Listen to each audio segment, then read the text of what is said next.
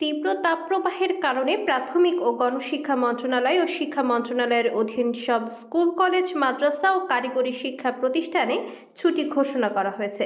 এই ছুটির ফলে ২৮ এপ্রিল খুলবে শিক্ষা প্রতিষ্ঠানগুলো। ছুটি শেষে কাল রোববার তা খোলার কথা ছিল।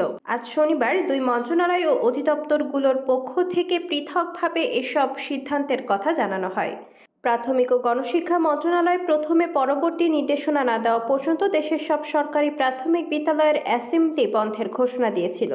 কিছুক্ষণ পরে পৃথক বিজ্ঞপ্তিতে প্রাথমিক ও গণশিক্ষা মন্ত্রণালয় জানায়, চলমান তাপপ্রবাহে শিশু শিক্ষার্থীদের স্বাস্থ্য ও সুরক্ষা বিবেচনায় ২১ থেকে ২৭ এপ্রিল পর্যন্ত সব সরকারি প্রাথমিক বিদ্যালয়, শিশু কল্যাণ ট্রাস্টের বিদ্যালয় ও উপানুষ্ঠানিক শিক্ষা ব্যুরোর লার্নিং সেন্টারগুলো বন্ধ থাকবে। এরপর মাধ্যমিক ও উচ্চশিক্ষা অধিদপ্তরের পক্ষ থেকে জানানো হয়, স্বাস্থ্য মন্ত্রণালয় ও আবহাওয়া অফিসের পূর্বাভাসের পরিপ্রেক্ষিতে মাউশির অধীন শিক্ষা প্রতিষ্ঠানগুলোতেও ২৫ এপ্রিল পর্যন্ত ছুটি ঘোষণা করা হয়েছে। তবে পরের ২ দিন শুক্র ও শনিবার সাপ্তাহিক ছুটি। এর ফলে কার্যত এই ছুটি হবে ২৭ এপ্রিল পর্যন্ত।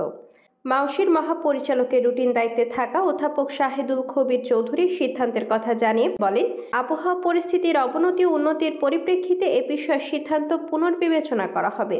এ বিষয়ে যোগাযোগ করা হলে মাদ্রাসা শিক্ষা অধিদপ্তরের পক্ষ থেকে একজন উপপরিচালক প্রথম আলোকে জানান, মাউশির অধীন স্কুল ও কলেজগুলোর মতো তাদের অধীন মাদ্রাসাগুলোতেও ছুটি থাকবে, অর্থাৎ মাদ্রাসাগুলোও খুলবে ২৮ এপ্রিল। কারিগরি শিক্ষা অধিদপ্তরের একজন পরিচালক প্রথম আলোকে বলেন, তারাও মাউশির অনুরূপ সিদ্ধান্ত নিতে যাচ্ছেন।